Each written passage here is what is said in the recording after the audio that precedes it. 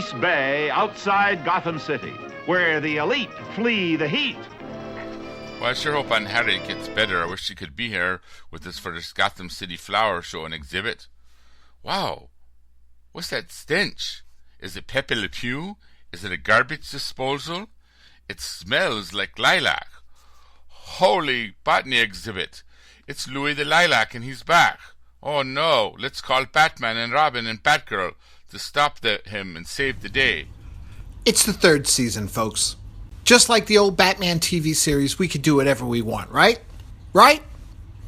Lilacs. Lilac. Lilac. Louie the Lilac. Lilacs. Lilac. Lilacs.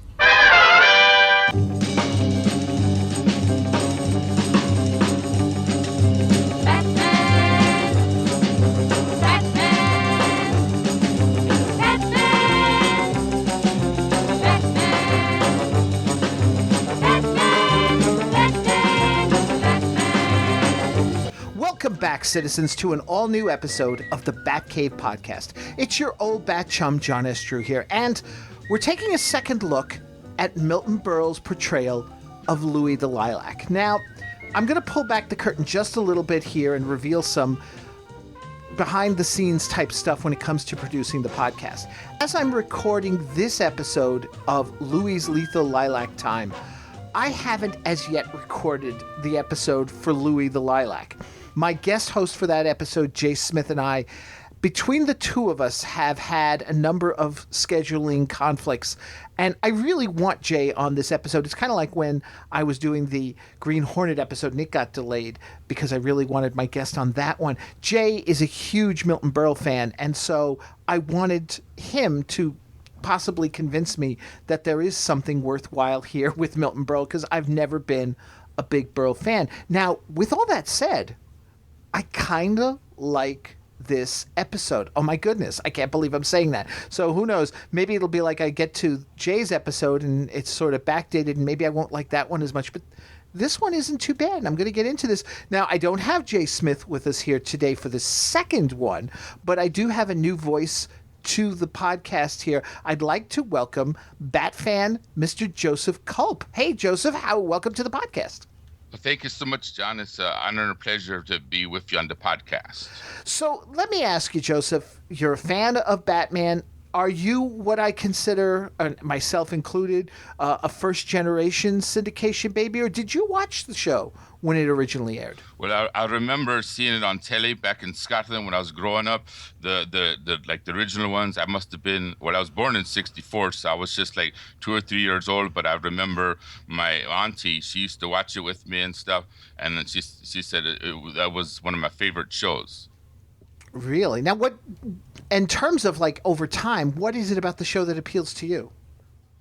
Well, I just grew up being a big comic book fan, and I just love that, they show the classic villains and some new ones and stuff that weren't in the comics, and it's just like fun to watch, and I always get a kick out of the bat fights and things like that, so it's just like nostalgic, but it's still fun to watch today. And you're able to make the distinction. I always bring this up because you say you're a comic book fan and such, and I know we talked about before the show, you have a pretty extensive collection there. You're cool, though, with the different variations of Batman, whether it's Adam West, Bright Knight, or the current Dark Knight. Yes, I enjoy all the ones. The only one I'm just a wee bit skeptical about is the new Batman movie coming out, because I don't remember ever seeing in the comic book Batman with the 5 o'clock shadow. That's true. Oh, that's true. Well, I guess he's the older, tired one. He doesn't have time to go and get a shave. Although you got to wonder then if more people don't start, summing up and going, hey, Batman's got a 5 o'clock shadow, so does Bruce Wayne. Yes, I agree there. Well, let's get into talking about this episode.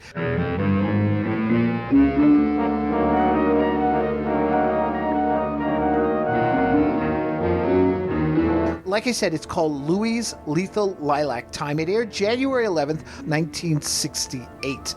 And we open up, and I tell you, I love the teaser. I love the teaser because we're at Ambergris Bay. Nice little touch there, because we're going to be dealing with ambergris in a moment. And we see Bruce's beach house. And it's a fairly decent looking set, I thought. Oh, yes, I thought it was really neat how they did the set. Yes, I agree with you there. Because the thing is like, for this season, we had to cut back. We lost the living room set. We're going to see the foyer in Wayne Manor. So to actually see some other extension of Bruce Wayne's living space, so to speak, was just a nice touch. And it's also a nice touch because Bruce is throwing a party for Dick and his friends, and he's got Barbara to help him be a chaperone. So, of course, she's there for when, the trouble starts. So, Dick shows up. He's found the ambergris. And what I thought was funny is, once again, Dick can't simply call it whale vomit. You know what this is, Dick? It's ambergris. You mean the stuff given forth by whales from which they make perfume? Mm-hmm. Ambergris has a strange fixative quality which allows perfumes to retain their scent. A lump this size should be worth a fortune on the perfume market. And that's when Louie shows up. And right off the bat, like I said, I've never been a big Milton Berle fan because Milton Berle is always larger than life. He's always, barking and, he dominates. And the thing is, for whatever reason, he's downplaying it. He's not getting upset. He's not getting all worked up. And it actually comes across as more menacing to me than the first time around. I really liked this. And it's also odd because this teaser ends with, kind of a dull note. The last couple of episodes have been doing this. It's not built up to anything exciting that when you get the bat sting whirl and then the credits go, it's just Alfred on the phone, and it's a one-sided conversation. We don't even get Gordon talking to him. He's just responding to whatever Gordon's saying and such. And, he's like, oh, this is terrible and such. And it just goes right to the credits. It was a great start to the teaser, but the ending kind of limps along. And that was the way it was also with the Catwoman Joker one, and from what I suspect is going to be a couple of ones to come. So the two have been brought to Louie's place. And you know what I also liked about this episode? More Adam West and Burt Ward. I always think that's a good thing to have. Yeah, it's nice to see them both that way. Yes, that's correct. Yeah, because, there's so much behind the mask all the time, and now you've got, you got them. Mind you, they're tied on the floor the whole time. And we're introduced to Lotus, the woman who's going to make the perfume. Now, at first I thought she was the same woman who had been in the Joker episode way back in the first season, but I can't find anything online to document that. In fact, I don't even think IMDb credits the actress from that Joker episode with the Maharaja of Nipponese. Yeah, I did. So I looked up about a couple of the people for the episode, and Nobu McCartney, that was Lotus, and then I watched it on one of the Encore channels. She was Yuki in the Karate Kid 2, and it also said that she studied ballet, sort of like the great Julie Newmar did. And then other people that they said some stuff that I found out online was the writer Charles Huffman wrote the screenplay of my favorite Cary Grant film. It was also my grand's favorite Cary Grant film, Night and Day, where Cary Grant plays Cole Porter. And then the other item I saw was Percy Hilton, who was Gus, was Homer Cratchit on the Beverly Hillbillies, and I'm a big Beverly Hillbillies fan. And then the other one was John Dennis. Saffron was a cop in Planet of the Apes, Conquest of the Planet of the Apes. But you didn't see anything to the effect that she had appeared on Batman before. No, it didn't look familiar to me, no sir. Wow. Well, she needs parts from various animals in order to. I don't know if this is all true or what. It was kind of strange, the whole thing, because she's naming all these different glands and animal sacs and stuff from muskrats and such. And once again, we see that theme of muskrats, which was actually a couple of times in the second season. Bruce had mentioned how he knew a lot about muskrat hunting or had an affinity towards muskrats and stuff. But apparently these glands are what help to keep the scent long lasting on the perfume. Otherwise, the scent fades quickly. And Louie wants Bruce to remove the pouches because Bruce is such an animal expert, which is like the first time we see something like that. Bruce has done fishing, but I don't know if it's ever been mentioned that Bruce was a hunter. Yeah, I don't remember that, but I thought other funny line was when Louis was saying, nothing's going to keep me from conquering the lilac perfume and the soap and the cosmetic market of Gotham City. And so I told my wife, she watched the episode with me. I said, well, I guess they didn't have air fresheners back then because I hate the smell of lilac.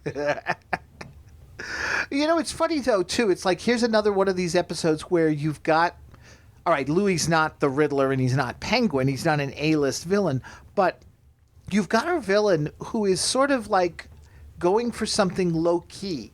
He's not trying to take over the world or take over the city. He's trying to take over a portion of some racket, whether it's, you know, Riddler with boxing and Penguin with horse racing, and now you've got Louie the Lilac wanting to corner the market on perfume. Yeah, and I just wrote down some things or whatever when I was watching the episode, and one of the things I wanted to say is I thought it's interesting that Batman has the Batmobile, Batgirl has the Batcycle, Louie the Lilac has the Flowermobile. And then the second thing I noticed about the episode is none of his gang from the first episode that he was in returned. And I don't know if a lot of the fans out there are into the Batman 66 comic, but he was featured in issue 26, and he's put in Louie the Lilac is put into catonic state by a kiss from Poison Ivy.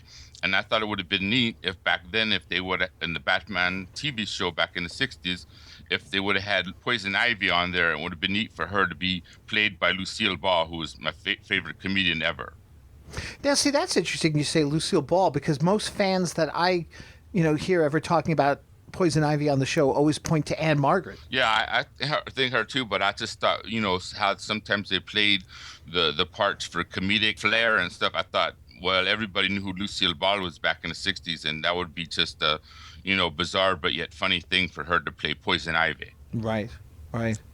So while bound, Bruce tries to contact Alfred, and he says that his device can receive the signal, but he's having no luck with sending a signal, so he's not sure if Alfred's even picking up anything at all. And then we cut to what has got to be, I would say, not only just the oddest scene in this episode, but one of the oddest scenes in the entire series. Because in Gordon's office, he has a film camera set up, and he and O'Hara, along with Barbara, you know, who's watching this. What's this, home movies?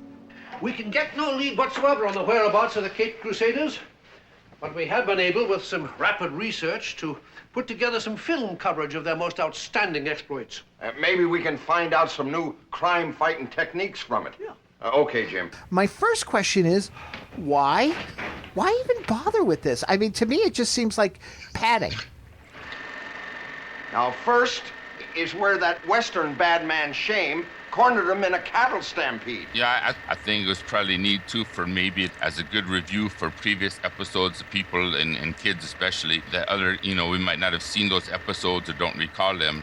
And next is when Robin, the bywonder, was almost eaten alive by a giant clam. And interesting about the clips that it looks like they came from Comeback Shane. Oh, and in this one, Mr. Freeze is making him into Frosty Freezes. The Joker's Hard Time, Green Ice, and the Pharaoh is in a rut. And here they are chasing King Tut. You know, all right, something just struck me just now. That's enough, Jim. Is it possible, because you say, you know, as a review for the kids and stuff, and I'm like thinking, well, why? Because it's not like back then television repeated television shows unless the shows went into syndication. ABC, in fact, actually, except for the summer stuff, ABC never, you know, repeated usually an episode of their shows because there were so many of them. There would be stuff done during the summer, like the second season of Batman. They repeated a mix of first and second season episodes. But when third season Batman ended, there were no repeats at all. It went immediately into syndication that fall. What if that scene was just a way to sort of kind of whet the appetite of people that, you know, this is what you got to look forward to if you missed it? Do you know what I'm saying? Like maybe they were preparing for syndication? Yeah, that's a really good idea. I'm right there with you, agreeing on that. That's a good thought, yeah. Yeah. So, all right, now here's the question. The second question, though, when it comes to this, who shot this footage? I mean, who was there shooting footage of Robin getting about to be eaten by a clam and didn't do anything to save him? Yeah, that's bizarre, but that's make it part of the charm of the show. Well, yeah. I mean, that's a common thing. I mean, whether it's footage that you wonder who shot it, or for that matter, if you're looking at footage from a security camera and then suddenly it's just the repeat of a footage from the episode, so you get different angles and everything like that. But still, it's like, who shot the footage? So Gordon gets a call from the zoo about the missing animals, and this totally weird episode, or not episode, I should say, this totally weird scene ends with a weird zoom in to Barbara as Gordon is saying how the animals are gone, and she's got this almost like, stunned. It's not even like surprised. It's like dazed look on her face as the music rises. It's just, the whole scene is just weird. It sticks out like a sore thumb in the whole episode. So at Wayne Manor, Alfred is talking with reporters, and we get what is going to be the last mention of Aunt Harriet apparently on the show. I don't know if that's true yet. I always have been told, you take IMDb with a grain of salt, but its trivia says that this is it. I mean, we're not going to talk of Aunt Harriet again. I know she's not returning, the actress, because she'd been very ill, but there had been other mentions of her in the past in this third season, and this is apparently the last one. So I'm kind of sad about that. Yeah, I thought she was a really good addition to the show, Madge Blake, and also liked how I was looking about a month or two ago in my comic collection, how they tried to incorporate her in the Batman comic, both in the 66 one and in the older ones back from the 60s. Right. Yeah. She's a little younger and a little less sort of, scattered in the older 60s versions, in the original when she was first brought in. She seems to be a little bit more together, and they have to be more careful about what they do. They don't, obviously they're not going to get away with the comedic lines that they're going, bird watching or nature in the raw or anything like that. She'd become very suspicious. I liked this scene. Now, see, this at least I will say I like this, although it hurts a little to see this scene because Barbara shows up and, she's talking to Alfred about the whole situation with Bruce and Dick being missing and such. And Alfred gets a phone call. So he goes across to the study and she follows him. And he's not paying attention because the bat phone is right there in view. But what's really sad, did you notice as they cut across the hallway entrance, just to the right, outside if you look outside the study hall door, they've got a huge curtain covering the entrance to the living room. So yeah, I thought one of the things was neat about how in the episode was two things about Barbara Gordon. Was one, how she almost found about the secret Batcave, and then also I don't know what on part of the episode when the janitor was on there, how he almost found out the secret Batgirl panel on the wall. Yeah. No, those were nice touches, although to me it just seemed a little odd also that Batgirl didn't figure out when the bat phone started going off, even if Alfred threw the rag over it, so what? That she didn't think to herself, wow, that sounds just like the bat phone in Gordon's office. I don't know. And then we get this weird ending to the whole scene because it ends with just Dozier narration. With Bruce Wayne and Dick Grayson kidnapped and held hostage in the defunct fragrance factory, while Louie the Lilac and lovely Lotus plot to pillage and plunder the world of perfume, give us a moment to untangle this trickily tangled skein. It's not any threatening lines from, Louie to Bruce and Dick or them saying something heroic to him. It's just, they're pacing about. Louie's pacing about, waiting for whatever to happen, the animals to arrive and such. And Bruce and Dick working, I guess, on their bonds, and Dozier doing narration. Like I said at the beginning of this episode, I like this episode, but it's got a lot of weird and unusual. I don't know if this was just something they were trying out or what. It just, some of the choices they made on this episode made no sense. We cut to Act 2. Alfred calls Barbara with a location Louie might be at thanks to the Bat computer. I mean, obviously he can't tell her. It's the Bat computer. She's about to make the change, and that's when, like you said, she's surprised by the maintenance man. Well, Charlie, Batgirl rides again, and alone.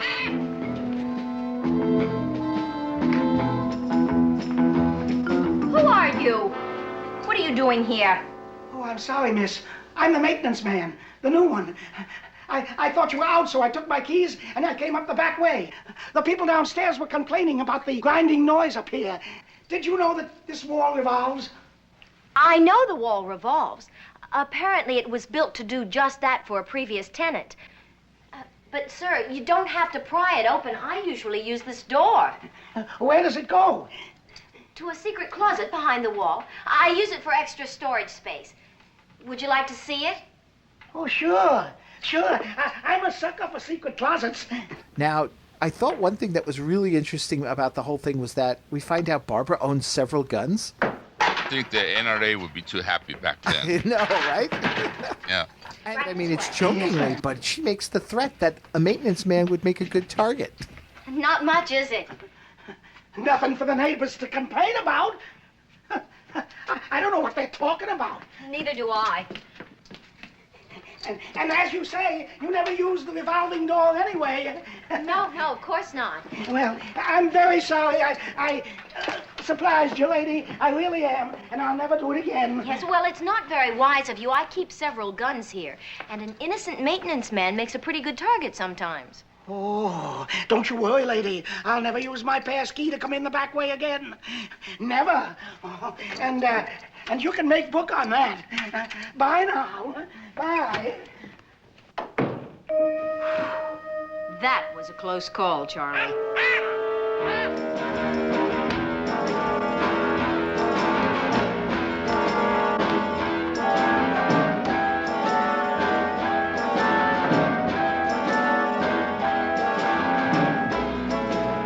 So, once again, Barbara Gordon begins her tantalizing transformation.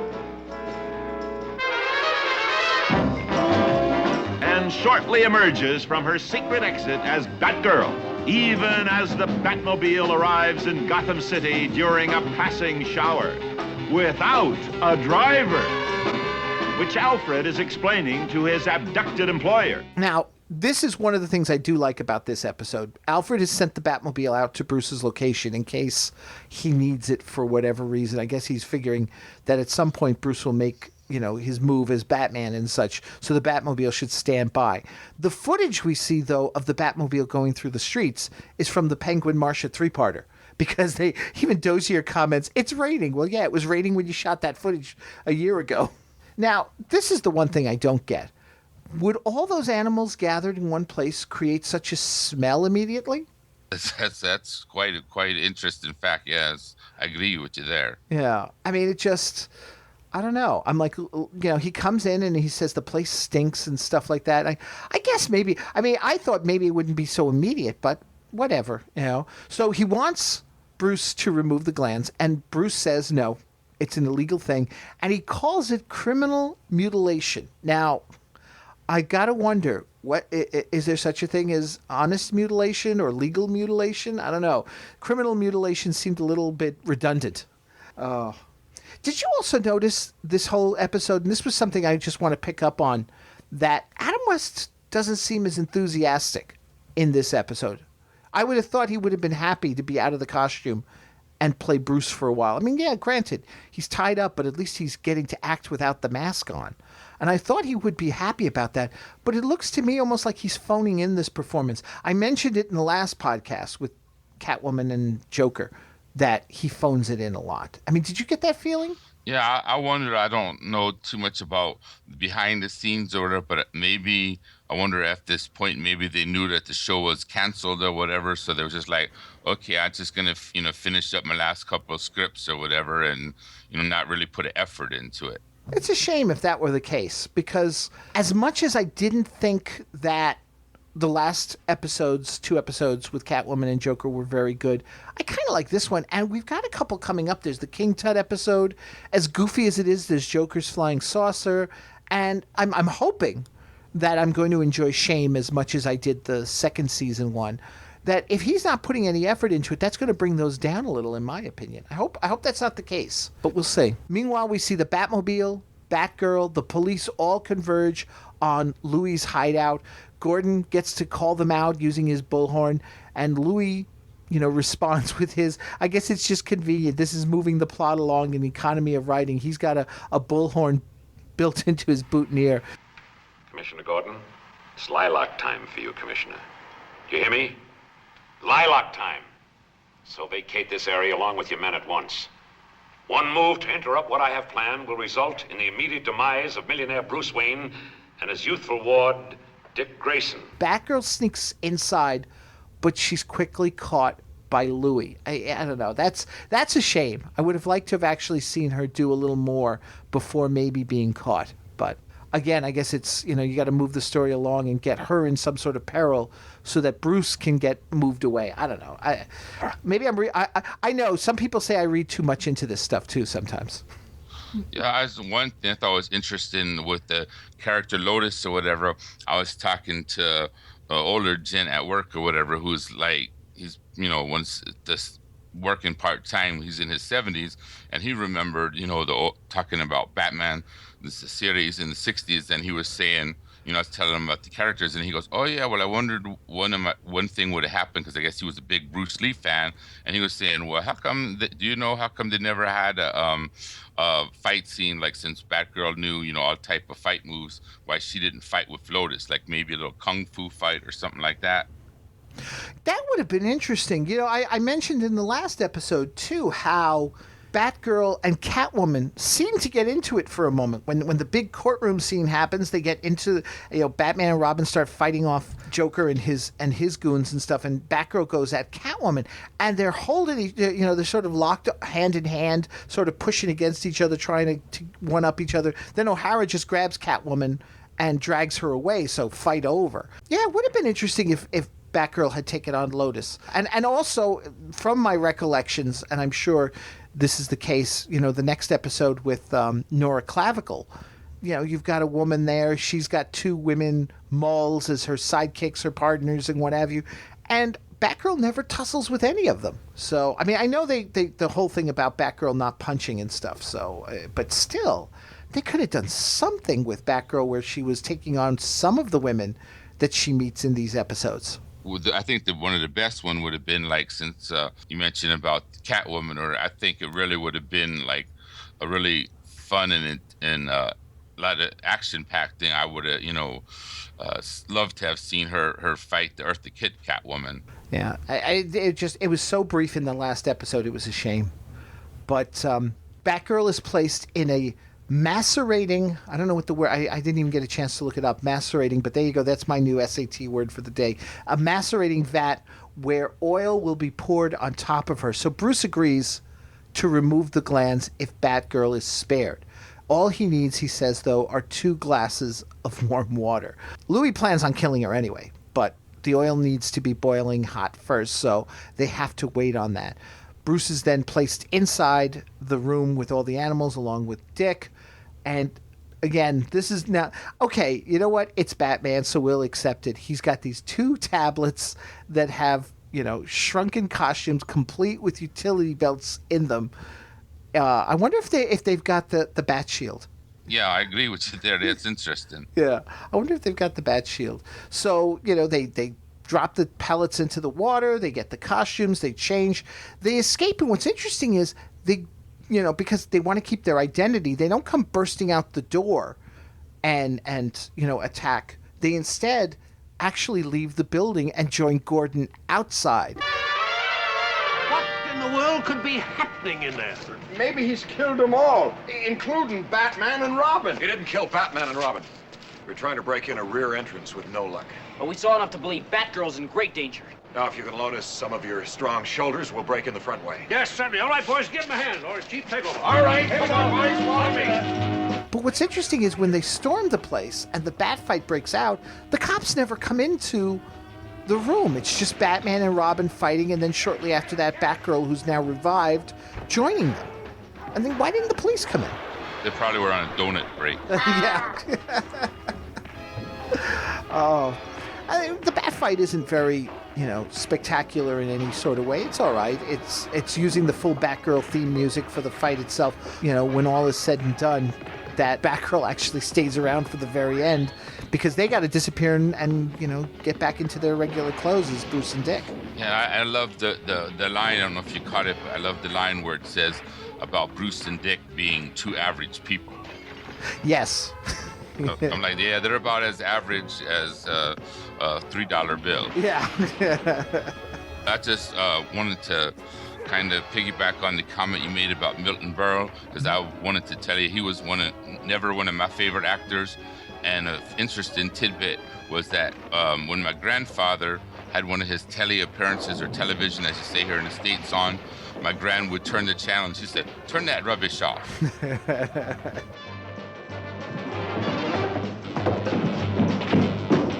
Tell me something, Batgirl. How did you get out of that vat? With my Batgirl vat opener, after Louie's knockout spray wore off. We'd better get Bruce Wayne and Dick Grayson. They're locked in the basement. We'll take care of that, Batgirl. You've had a tough day. You go outside and get Commissioner Gordon in here to pick up this lavender mob. Right. Yeah, I can't. I mean, I've seen him on Hollywood Squares. I've seen him on... I saw the Saturday Night Live train wreck, and that was a train wreck because he was still trying to do jokes when the show was over. It was horrible. It was horrible. I mean, he didn't seem to get the whole idea of an ensemble cast. I mean, I know he'd done live TV for many years, but he was always the center of attention. I forget if he ever did Hollywood Palace, but yeah, he just was just too overbearing an individual, and he wasn't good at sharing the screen, which is why I find it so odd, because here he is on Batman, and, you know, in particular this episode, and he's pretty good. I liked him.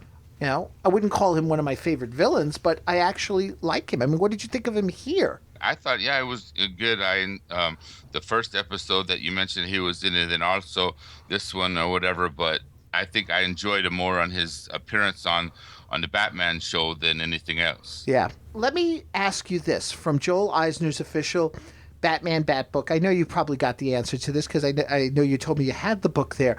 What tool did Batgirl use to free herself from the vat? A Batgirl bat opener. A Batgirl bat opener. Now, a couple of quick questions I want to ask you. One question and one comment I realized in reading through Joel's book. Now, you mentioned you have the book. Do you have the original 80s version, or do you have the more recent version?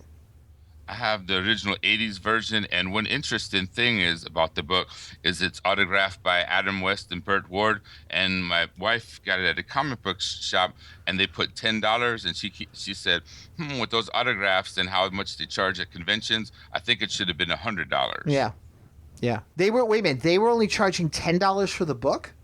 Yeah, it was about 2-3 years ago. She had it at a local comic book shop, and she asked them, what was it?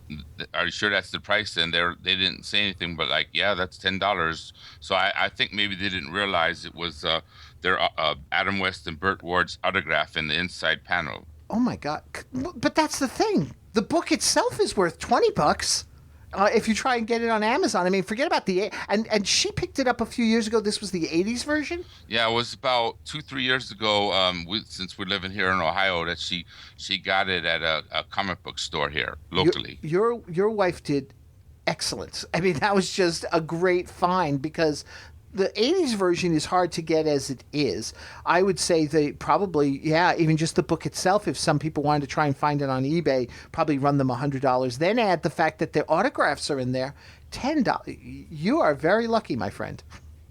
Yeah, I have it down there in comic book box or whatever that the same comic book shop has or whatever, which is I hadn't seen anywhere else around since my collecting comics. But basically, they're they're different colors. Like the one I have is the red ones and the blue ones and the yellow ones, but they're like a hardcover plastic or whatever compared to the paper ones or the cardboard ones. And I have it down there, and I have it labeled special collector's items, stuff that I don't really take out that often. Yeah. The other thing too about the book itself is that I thought it was odd, and I didn't realize it until recently with the last couple of episodes I've recorded here. When Joel lists bat devices for each episode, he doesn't list any of the Batgirl devices. Because the Batgirl bat opener, while it's a trivia question, is not listed among the bat devices.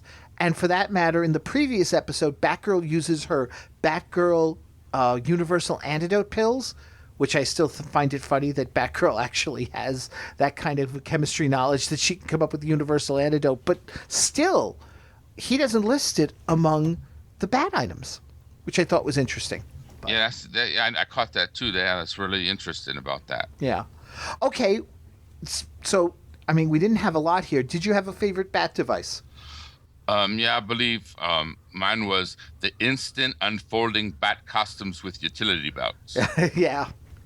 That was pretty cool. But since Joel doesn't mention it in the book, I'm going to give a nod also to the Batgirl Bat opener, because Batgirl should get her kudos and her attention as well for being as clever as she is. Even though we don't understand why she's so clever, it's okay. She's as clever as she is.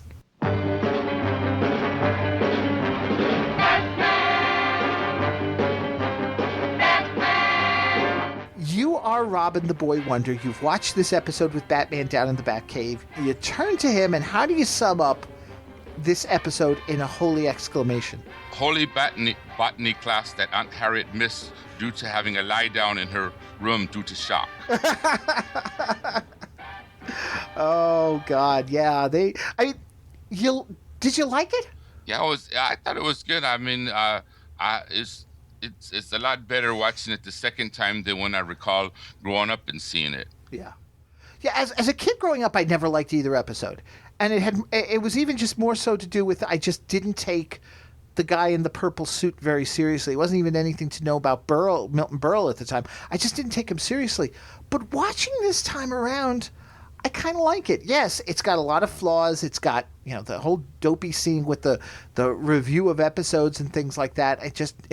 It sticks out like such a, and I'm usually good with clips at some point, flashbacks and what have you in TV shows.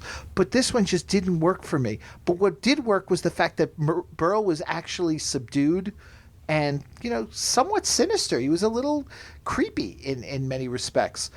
It was nice to see Adam and Bert getting the majority of this episode out of costume, even if they were tied most of the time. And it was nice to see that Batgirl was running the show. My only actual real regret, and it has nothing to do with the story, is that Adam is still phoning it in. I think we've lost him at this point. He's gone. He's already just finished, like you say, finishing up these episodes and getting ready to move on, because they had to have known by now. I keep meaning to look it up and find out. I know a couple of people have told me, and I've forgotten, when they got the word that the series was canceled. But they had to have known by this point now, and it was just a matter of finishing out the season and such. But I would still say Holy Lilacs. I'd watch this again. I would not watch the Catwoman Joker two-parter from the previous episode. I'd actually find myself watching this one again, because they're just some nice little touches and nods. I like the beach house. I like the scene that, as sad as it is to see, I like the fact that at least we see the foyer of Wayne Manor and such. And God help me, I like Milton Berle in this. Let me just clarify that before anybody gets any ideas. So, all right, Joseph, as we come to the end of the episode, I always give my guests an opportunity here to sort of promote themselves. If people want to get in touch with you and talk Batman 66, or, you've got podcasts of your own as well, how can they get a hold of you? Well, either with my website, which is www.helandersheart.com, or they can email me at my long-winded email address, which is joseph.captainscotland.culp@gmail.com. All right. And you don't have any Facebook or Twitter presence in terms of your website page or your podcast, do you? Yeah, I have a Facebook page as well. Okay. So we'll put links for all that up on the show notes when we release this episode, so people can also connect with you through our website at batcavepodcast.com. Joseph, thanks so much for doing this. I mean, this wasn't, it's funny, this isn't a heavy episode, it's not a deep episode, but still in the end, it was kind of fun. Yeah, thank you so much, John. It's been a real pleasure and an honor being on this podcast with you. And I say ta-ra and a wonderful weekend to everybody. So, folks, stay tuned next time. If you thought Marcia, Queen of Diamonds, was bad, wait until you get a load of Nora Clavicle. I mean, even the promo for next week gives you a hint that there is something really wrong with this one, because they talk about her and her fight for suffrage, something like, I mean, they make it basically look like women are bad, and women having any sort of desire to be equal, or in this case here with Nora Clavicle, I think she just wants to be on top, is bad. And of course she's, looking evil as she says, Commissioner Gordon won't be commissioner for very long. So joining me to work out this whole episode will be podcaster Chris Franklin. So until next time, folks, thank you so much for listening. Once again, citizens, Joseph, take care, everybody. Thanks for listening, chums. I don't have a bat phone, but you can contact the Batcave Podcast through its Facebook page, Twitter, email at thebatcavepodcast@gmail.com. Subscribe to the podcast via Libsyn.com. That's LIBSYN.com. Or through iTunes. The Batcave Podcast is part of a series of pop culture podcasts from the Chronic Rift Network. Find them at chronicrift.com.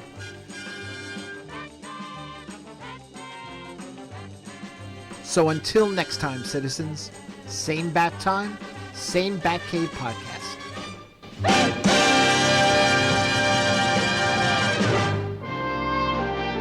Well, another canny, colorful crook is in the clink.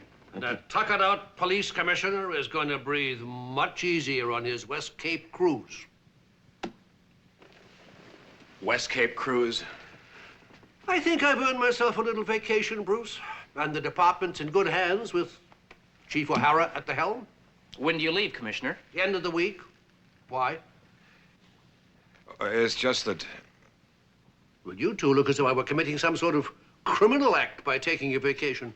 Well, as I was saying, Commissioner, Gotham City is planning a civic luncheon in your honor next week. My honor? It was supposed to be a surprise. But now the cat's out of the bag. Well, there goes the West Cape cruise. I'm deeply touched. And just between the four of us, I'll certainly try to act surprised at this surprise luncheon. Commissioner Gordon won't have to act surprised at the affair in his honor. He's going to get the surprise of his life from that dauntless champion of women's rights, Miss Nora Clavicle. He certainly is. Especially when he discovers he's ex-police Commissioner Gordon.